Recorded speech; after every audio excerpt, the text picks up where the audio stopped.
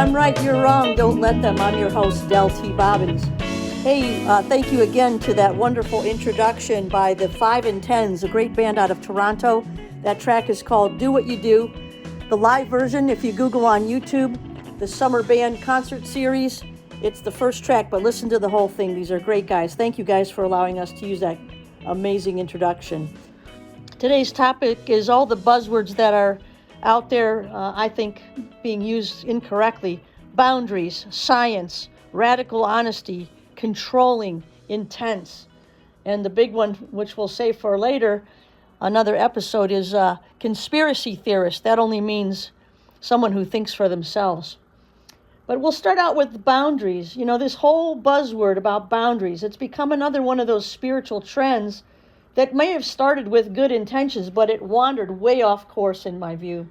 A boundary, just by Webster's definition, is a dividing line. And dividing doesn't belong anywhere in human hearts, in my view. In recent years, the conversation around boundaries has gotten really loud. And while there's wisdom in giving people room to be who they are without trying to control them, there's also a shadow side when the concept becomes oversimplified like it's been.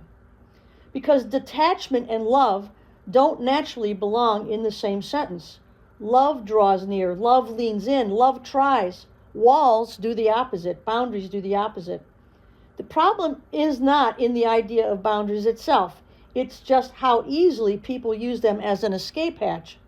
A convenient way to shut down a door instead of finding common ground, letting them get away with stuff. No, find a common ground. Don't let them walk away. A spiritual sound excuse to avoid uncomfortable conversations, emotional labor, or vulnerability. But life and relationships and personal growth aren't built on brick walls. They're built on bridges. Now let's be clear. If something becomes abusive, unsafe, or chronically damaging, drawing a line in the sand is absolutely appropriate. Not a wall, just a line in the sand. A clear, firm, self-loving pause. Even then, that line in the sand can shift as the tides shift when new information or healing washes ashore. All puns intended. Boundaries in their healthiest form are alive, responsive, and adaptable. They're not harsh ultimatums. They're not silent punishments.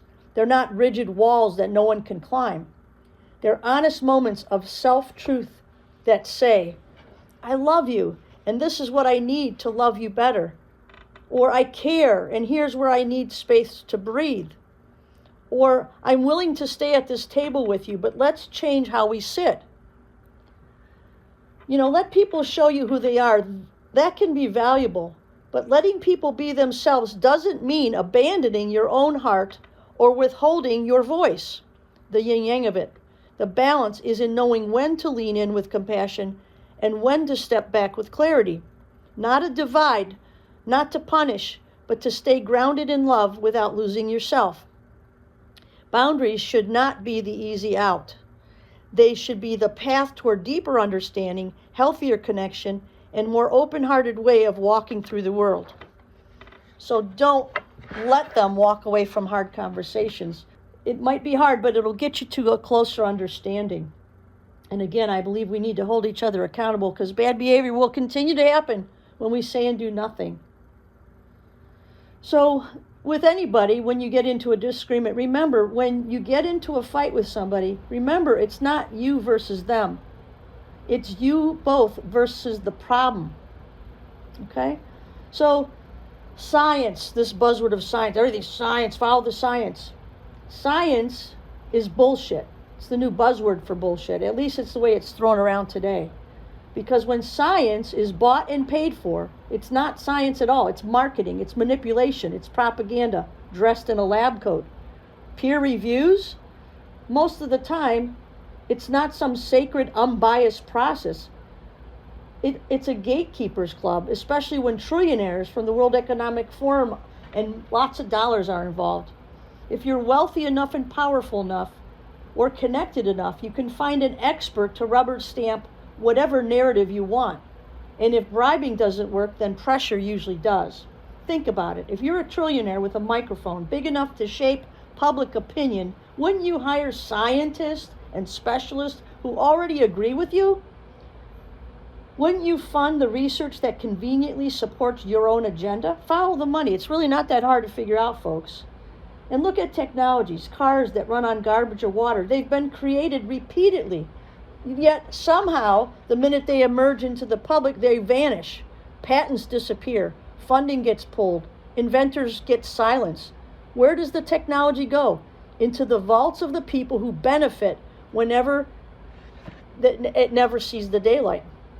And the people who speak up, the whistleblowers, the doctors, the innovators, the people who call out corruption across industries and in the world, they often just disappear, or they're unexpectedly in a heart attack, being fully healthy, or baffling in a suicide that might involve 3 bullets to their head. Really, come on, connect the dots, folks. You don't have to be a detective, just wake up.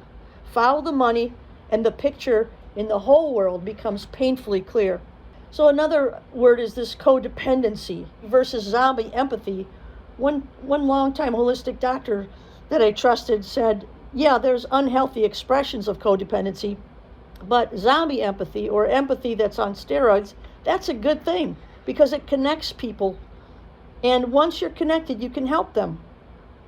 Somewhere along the way, we started treating empathy like it's radioactive, as if caring too much automatically means you're codependent. Not so. And as if feeling deeply is a flaw rather than a human strength. But if nobody felt deeply, if nobody cared enough to lean in, if we all trained ourselves to detach, pull back, and avoid emotional involvement, we wouldn't be enlightened. We'd be lost. We'd be moving through the world numb, guarded, untouched, and uninvolved. The truth is, the human journey only works because some people are willing to feel, really feel, and then act from that place. Otherwise, who would comfort the grieving? Who would listen to someone when they're falling apart? Who would show up when it's inconvenient? Who would offer a hand, a shoulder, or a moment of compassion when it's needed the most? Empathy is what lifts people out of dark places. Empathy is what keeps families together. Empathy is what pushes strangers to help each other. Empathy is what inspires healing, forgiveness, and change. Does empathy need balance? Of course. It can be misdirected when someone loses their own center. Yes, but the answer isn't to shut it off.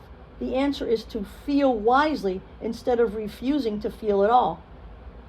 We need soft-hearted people, the ones who care too much, the ones who become really invested, the ones who sense when someone is hurting, even when they don't say a word. Because without them, we wouldn't have community. We'd have emotional isolation with a prettier language. Empathy, when grounded in self-awareness rather than self-abandonment, isn't codependency, it's humanity, and the world needs more of that, not less. There's a wonderful song, get on YouTube, it's by David Phelps. It's called That's What Love Is. Great lyrics. For me, I hope to learn something, because, if I teach best what I need to learn the most. So I hope through this podcast and book that's on Amazon there, I will learn more and be corrected. I'll stand corrected if I need be. But one of the lyrics, lines in that song is, it says, love is in the not letting go. I've been haunted with that line for a while, so I'm curious to see what you folks think about it. So another buzzword that's been out there, radical honesty. So it's another one of those trendy phrases that gets thrown around like glitter. In reality, there's nothing radical about being honest. It's simply about compassionate truth-telling. You don't need to shock someone with brutal statements or tear their feelings apart to be honest. Radical honesty sounds impressive, but at the heart, honesty is about connection, clarity, and integrity. When paired with compassion, honesty becomes a tool to heal and teach and guide, not a weapon to punish or control. Being truthful doesn't require theatrics. It just requires caring. How about controlling? Oh, you're so controlling. That's another one of those buzzwords, to shame people. But in truth, control isn't inherently bad. The context matters here. Sure, if someone's trying to dictate your appearance or your choices out of jealousy or insecurity, that's negative control, and that's toxic. But being in control of your life, your finances, your health, your decision, Be in control of your vehicle. That's essential. Control in that sense is empowerment, not oppression. It's the balance between guiding your own actions and respecting the freedom of others. Just like we don't let the world decide how we spend our days, we don't let fear, uncertainty, or chaos run the show. Being in control means accountable, aware, and intentional. That's something worth embracing. This one's a little personal for me. It's "you're so damn intense." Let's unpack it though. People throw intense around like it's a bad thing, but the dictionary defines intense as strong, passionate feelings, earnestness, seriousness.